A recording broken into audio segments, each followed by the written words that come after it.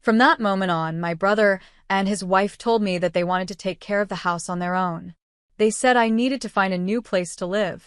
My mother, agreeing with them, began treating me as if I was a burden. Did they even realize who had been paying most of the bills for the house? I couldn't believe the level of disrespect I was facing. Deep inside, I made up my mind to take action. My name is Rachel. I am a 33-year-old woman living at my parents' home. I moved back in after finishing college. At first, I tried working in the corporate world to build my career, but it was too overwhelming for me. The pressure was too much, so I decided to return home. While I was unemployed, I started looking into jobs I could do from home. Since I had a background in science, I began working as a freelance engineer. I started with small projects, and the money wasn't great in the beginning. Still, the experience of working for myself was very rewarding. Working independently felt very different from regular jobs. I realized I could earn a decent income without dealing with constant office politics or unnecessary social interactions. Over time, I got better at what I was doing, and my confidence grew. As a result, I started getting more projects and earning more money. Within a year, I was making as much as someone working a regular corporate job. The real problem, though, wasn't the work itself. It was making my parents, especially my mother, understand what I was doing. My father listened and understood when I explained how I earned money. But my mother had a harder time accepting it. She believed in traditional ways of working, like going to an office, and she didn't understand how I could make a living online.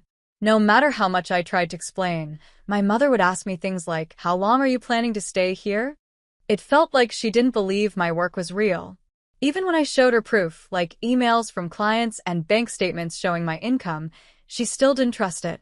She thought my job was shady or part of something suspicious, like a scam or some strange religion. It didn't matter how many times I showed her that the payments were legitimate or that my work was completely honest. She kept worrying, saying things like, "What if you lose this job? What if you end up depending on unemployment benefits?" Those don't last forever. Her doubts were endless, and no explanation seemed to reassure her. Despite this, I kept pushing forward, determined to prove that my work was real and that I could succeed on my own terms. It wasn't easy, but I knew I had to stay strong and keep going. I had been thinking about living on my own, but I didn't have enough savings to make it possible yet. Around that time, my father's health began to decline. His legs and back were getting worse, and he needed nursing care. He had to retire early, which meant a sudden loss of income. My father tried to reassure me by saying, "My pension will be enough." But I knew my mother's spending habits, and I wasn't sure they could manage. My father looked so tired and worried about the uncertain future. My father had always supported me through college and even when I moved back home because of mental health struggles. The thought of leaving him alone while I went to live on my own felt wrong. My mother was also struggling, confused, and upset about my father's sudden health problems. As I thought about everything, I felt a strong sense of responsibility. It was time for me to step up and give back to my family. I told my father, "Don't worry, I'll help support the family from now on." He looked surprised and asked, "Are you sure you can handle it? Is your income enough?" I confidently showed him my financial situation and explained that I was earning a steady income from my freelance work. My father, who had always been understanding of my circumstances, was surprised but proud of how stable I had become. Encouraged by his trust in me, I promised to help with household expenses, medical bills, and anything else they needed. Every month, I started transferring a fixed amount of money to my father's bank account to help cover the bills. Since my mother had been using my father's credit card, I decided to create a new card for myself and gave her a supplementary card to use. My father gently reminded her, "Please try to spend less and be careful with money." But my mother wasn't very happy. She questioned, "Shouldn't Rachel be the one to move out?" I explained how much I was contributing financially and how difficult it would be for them without my help. Even then, she didn't fully believe me or trust my efforts. It took my father's persuasion to get her to agree to let me stay at home and continue supporting them. As I kept working and helping with the household responsibilities, I noticed my mother started taking my help for granted. Her attitude became stricter, and she often made sharp comments. She would say things like, "Can't you finish your chores faster?" It felt like no matter what I did, it wasn't enough for her. Still, I stayed focused on helping my family and doing my part. I knew that even if my efforts weren't always appreciated, they were necessary, and I was determined to keep going for the sake of my father and our family. I tried to explain to my mother how difficult it was to balance my work with taking care of the house, but she didn't seem to understand. She dismissed my concerns as if they weren't important. Over time, the strain between us became obvious. Our relationship seemed to be getting worse, and I wasn't sure how to fix it. My father, on the other hand, understood how hard I was working and offered his support. Even though things were difficult between me and my mother, we kept going like this for a whole year. After that year, my father's health suddenly took a turn for the worse. He needed to be hospitalized, and I began visiting him every day. I spent time with him, offering comfort and trying to reassure him. I could see how much he appreciated my efforts, and he often thanked me. "I know it's not easy with your mother, but thank you for everything you're doing," he would say.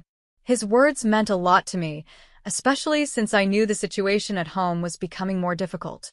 As my father dealt with his health issues, the relationship between my mother and me continued to worsen. The pressure and stress were taking a toll on me, but I stayed committed to helping my family.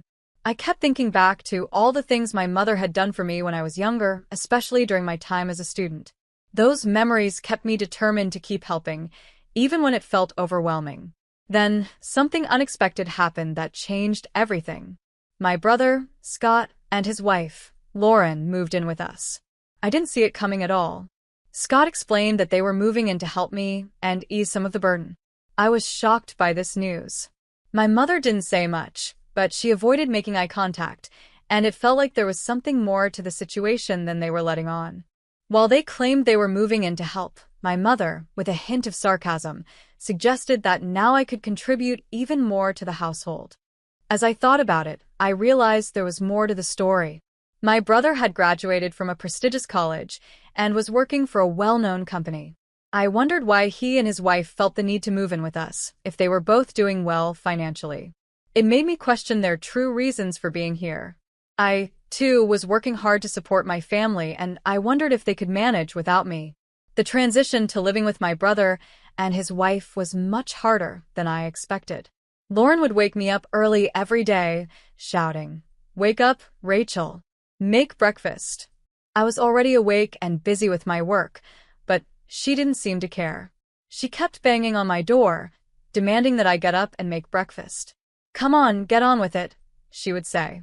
I didn't want to argue, but I felt frustrated. I was trying to manage my work and support the family, yet it felt like no one was respecting my efforts. I forced myself to help out, even though mornings in our family were usually more relaxed. We weren't used to strict routines, and everyone would eat breakfast at their own pace. Especially when my mother and Lauren were around, there was no urgency.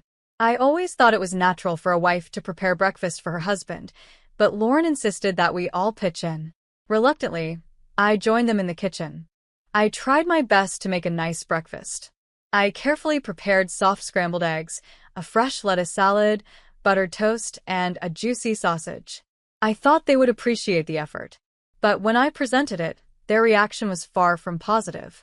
"Is this all you made for breakfast? This isn't enough," they complained. Frustration bubbled inside me. I couldn't believe they were so critical after all the effort I had put in. I finally snapped and said, "You don't have to eat it." My tone caught them off guard. Lauren looked furious and snapped back, "Who do you think you are?" Scott joined in, laughing mockingly as he said, "What kind of attitude is that? Who do you think you are, really?" I tried to explain myself. "I have work commitments," I said, hoping they would understand that I couldn't keep dropping everything to cater to them. But instead of understanding, Scott shot back, "What kind of work? Are you serious? Are you crazy?" Their lack of understanding and constant criticism pushed me over the edge.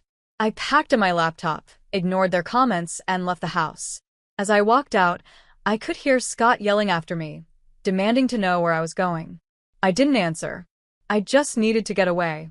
I headed straight to my father's hospital room. When I entered, he looked up, surprised. Rachel, what's wrong? You look upset, he said. I sat down and let it all out. I just had a huge argument with Scott and the others, I admitted, feeling overwhelmed. My father's expression was one of concern. I didn't realize things had gotten this bad, he said softly. I'm sorry, Rachel. Don't let it weigh you down. You don't have to stay in a situation that makes you unhappy. You can live your life the way you want to. His words gave me a sense of relief and clarity, but I still worried about my mother. What about Mom? I asked.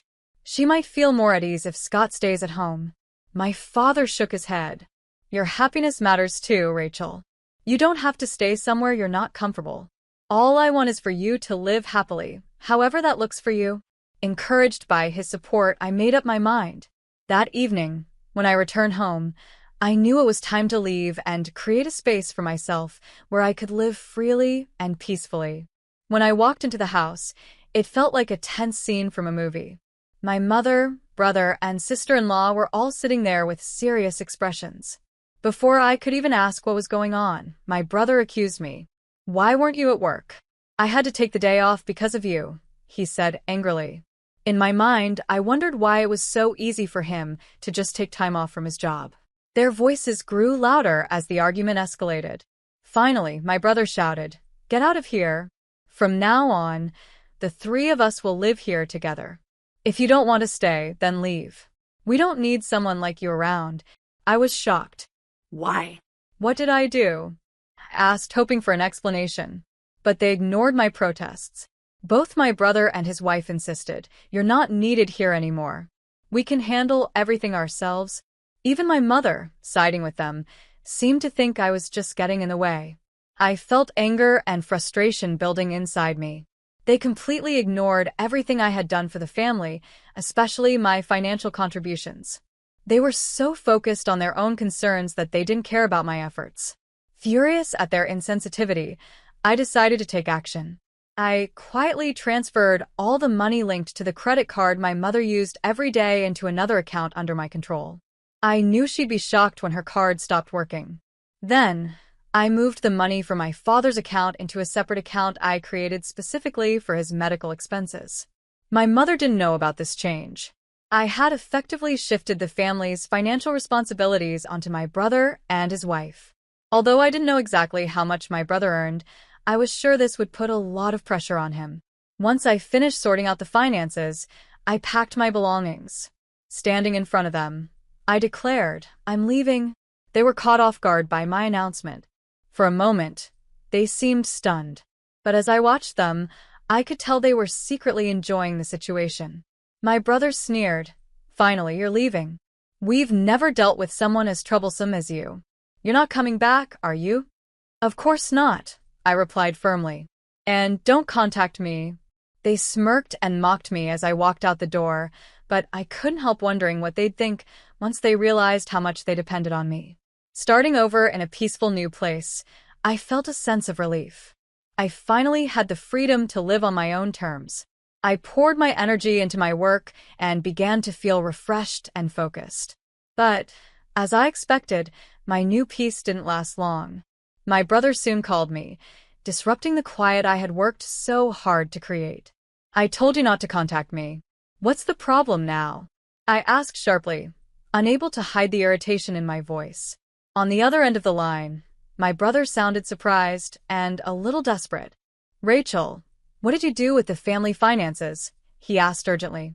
"We can't manage anything anymore."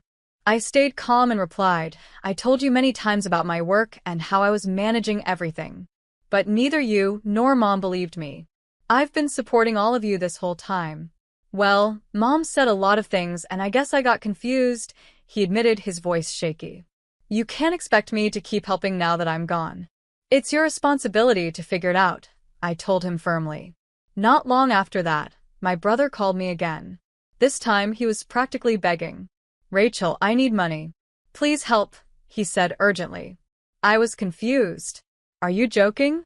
Don't you have a good job at a big company?" I asked. To my shock, he confessed, "I got fired, Rachel. I made a big mistake at work." His words left me speechless. I began to realize why he had come back to our parents' house. He must have thought there was plenty of money, maybe relying on the idea of a stable pension after our father retired. The thought of him discovering the truth about who had been supporting the family amused me, but I also felt disappointed. Soon, his wife and our mother joined in, asking for money. They said they were almost out of savings. My mother even admitted, "Your father refuses to contribute to the household finances anymore." I had enough. "I've supported all of you for long enough. It's time for you to take care of yourselves," I said firmly. I cut ties with their financial problems and told them I wasn't going to help anymore. My father, tired of the constant strain in his relationship with my mother, decided to leave quietly. He consulted a lawyer and moved to a peaceful place to live on his own. I continued visiting him daily, but I focused on building my own life. Meanwhile, I heard updates about my brother from a mutual friend. He had moved into a small apartment and was living very frugally. My mother, who had always been a homemaker, struggled with her sudden need to find a job. My brother found it hard to deal with younger colleagues and their opinions at work, and his wife eventually gave up on the situation. She left him, leaving my brother and mother to handle their challenges together. My mother still had her old habit of overspending, and I worried about the debts she was piling up. Despite all their struggles, I knew I had made the right decision to step away. It was time for them to learn how to handle life without relying on me. However, I realized I couldn't keep helping everyone. I decided to focus on my own goals and worked hard in a peaceful and comfortable space. Slowly, I saved more money and thought about exploring new opportunities. While building my future, I made sure to spend meaningful time with my father, who always stayed positive and cheerful. I appreciated every moment with him, knowing how important these memories would be.